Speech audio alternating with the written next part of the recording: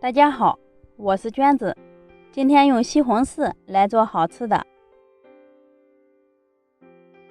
准备4个西红柿，打上十字花刀，倒入刚烧好的开水烫一下，这样能更好的去皮儿。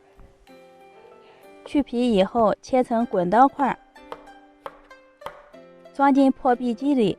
西红柿的重量约有500克，倒入500毫升的清水，启动按键打成西红柿汁儿，点动多打上几次，打出来的汁水更细腻。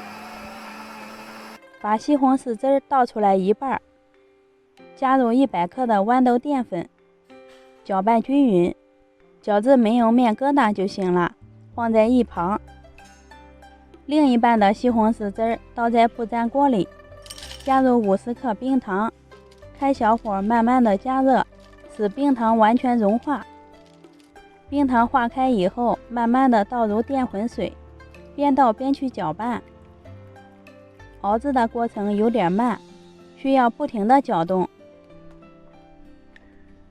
继续加热，锅内会冒起大泡，一直搅拌成像果冻的状态，调起来呈透明就可以关火了。趁热倒在模具里面，端起来震动几下，这样能排出里面的气泡。放进冰箱里冷藏3个小时，时间到取出来，倒扣在面板上脱模，看一下很 Q 弹哦。然后切成1厘米宽的片状，切条以后切成小方块，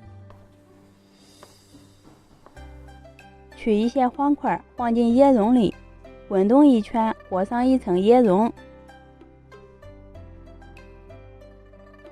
西红柿凉糕就做好啦，吃起来酸酸甜甜的，加一些椰蓉在上面，好吃也好看。椰蓉也可以换成酸奶，这样做的凉糕夏天吃最合适。喜欢的朋友关注一下，帮忙转发收藏，每天都给大家带来不一样的家常美食。谢谢您的观看，我们下期见。